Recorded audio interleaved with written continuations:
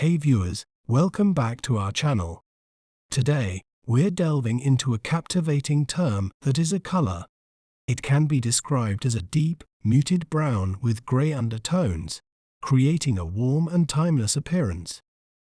Well, how do we say its name correctly?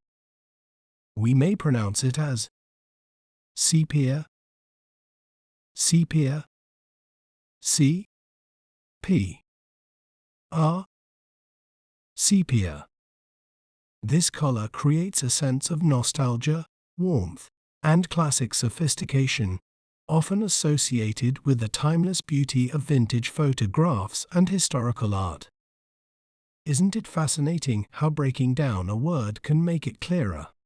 If you enjoyed learning about sepia, be sure to subscribe to our channel for more educational content. Thanks for watching. Remember, knowledge is power. See you next time.